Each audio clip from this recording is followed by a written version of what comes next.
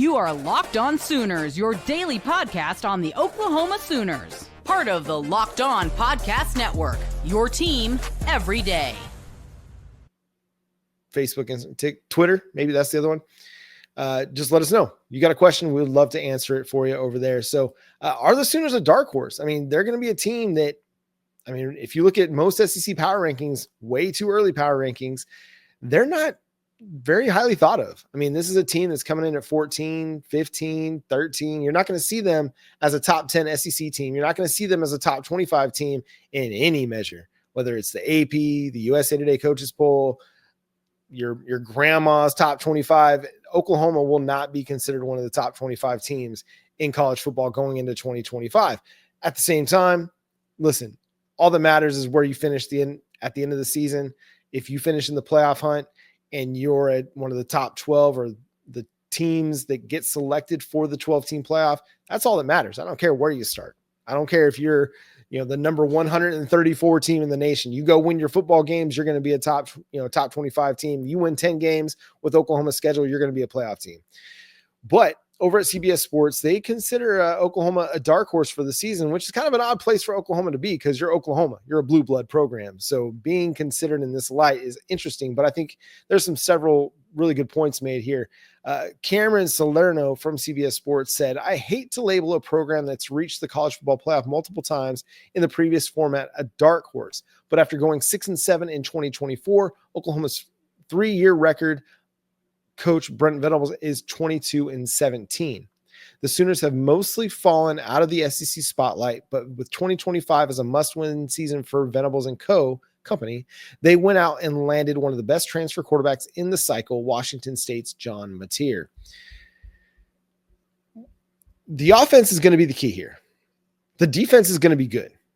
You bring back R. Mason Thomas, Dominic Williams, Jaden Jackson, Grayson Halton. You added Marvin Jones Jr., you bring back Kobe McKenzie, Kip Lewis, Samuel Omasigo, Jaron Kanik. You added Kendall Daniels. You're going to get Kendall Dolby back. So your front seven is still stacked. Listen, Danny Stutzman's a loss. He's a leader for your program. He's a big-time voice in that locker room. He set the tone for much of the last 2 to 3 seasons for Oklahoma football. And you've got a guy like Kobe McKenzie and Kip Lewis who have been watching what he's been doing and are ready to take the reins. It's their time now. It's their time to lead the defense. And you've got leadership in Grayson Halton and Dominic Williams and R. Mason Thomas. You've got a bunch of guys that have been here. I mean, Dominic has only been here 1 year, but those other guys have been here for 3 years. Robert Spears Jennings, he's been here 3 seasons, going into his 4th offseason with the Sooners. So you've got a lot of leadership. Very little concern about the defense.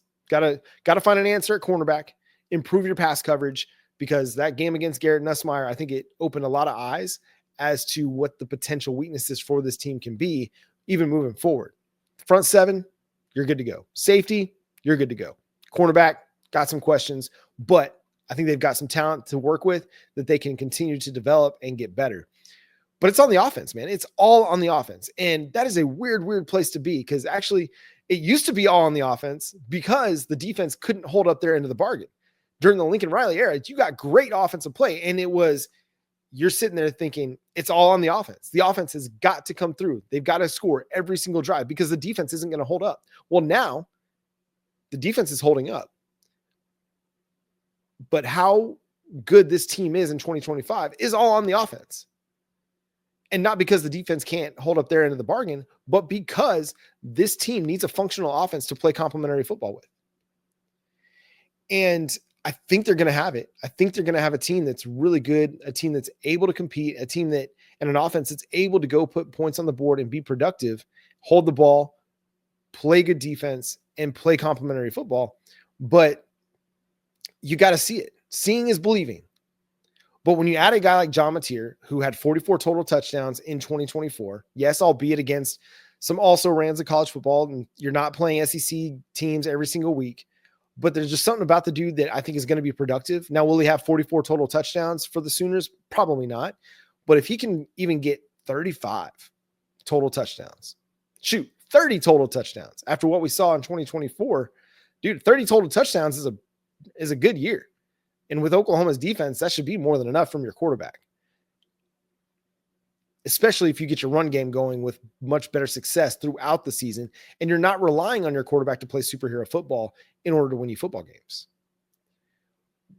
But it's the offense, the offensive line, the wide receiver core. So much of the question about this team and their ability to compete in the SEC is going to come down to really how well they play in the trenches. Oklahoma's defense played great in the trenches for a large stretch of the 2024 season. And that's what gave them a chance to win games that they probably shouldn't have had a chance, whether it's the Ole Miss game, the Missouri game, the Alabama game. I mean, they didn't win Ole Miss, they didn't win Missouri, but they had chances to win in those games. You were slowing down the Tennessee offense for the most part. They hit a couple big plays, but that was it. And so the trench work on the defensive side gave you an opportunity to win football games. Can the offensive line grow? Can they improve significantly? Because they have to. They have to improve significantly. It can't just be, hey, it's a little bit better than what it was. No, it's got to be a lot better than what it was this last year. And I'm of the mind that they can. When you bring in a guy like Derek Simmons, who a lot of college football wanted to add to their roster. When you bring in a guy like Luke Baklenko, who, yes, okay, Stanford was not a great football team. Has not been in the last few years. But what do they do well? They play pretty well up front. They run the ball pretty well. So you've got a guy that I think could probably flex in at guard. He could play some tackle for you. You're going to get development out of Eddie Pierre-Louis, and I think that's going to add a lot more physicality to your interior offensive line. You get that experience back with Troy Everett. Fabechi Wiwu, he didn't have the best season, but he started to come on strong toward the end of the year and started playing some of his best ball late. Can he start the season strong? And then at left tackle, it's going to be interesting to see how Oklahoma decides to deploy their tackle, because you got Jacob Sexton right now. You got Jake Taylor coming back. You've got Logan Howland, who was really good. You've got Michael Fasusi and Ryan Foje. They're going to be in the building. So you've got a lot of options at tackle. Who emerges and actually takes the job at left guard? It's going to be interesting because Heath Ozida, again, and one of kind of the fewer bright spots from the 2024 season was the play of Heath Ozida at left guard. Do they see him as the starting left guard for 2025? Is it Jacob Sexton that's going to be coming back? We'll see. But I think there's potential to have a solid offensive line to start the season. And hopefully it's one of those that, hey, by the end of the year, we're like, man, this was a pretty good offensive line. The offense doesn't have to, be heroic.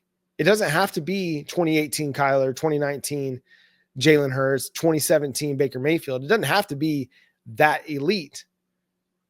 It needs to be great if they want to make a legit college football playoff run.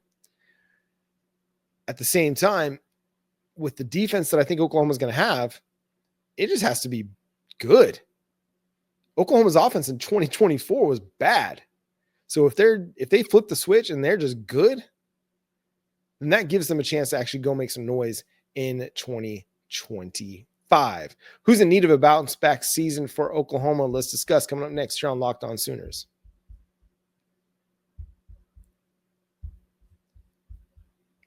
This message is brought to you by Prizepicks, the place to get real money sports action. With over 10 million members and billions in winnings, Prizepicks has changed the game in daily fantasy sports. Whether it's the playoffs or regular season, Prizepicks has made it easier than ever to win big while enjoying all the football action. Now it's playoff time, and there's no better way to get in on the action than with Prizepicks. Here's how it works. You simply pick more or less on at least two players, and if your pick hits, you could win up to 1,000 times your cash. That's right, 1,000 times your money just by making a few simple picks.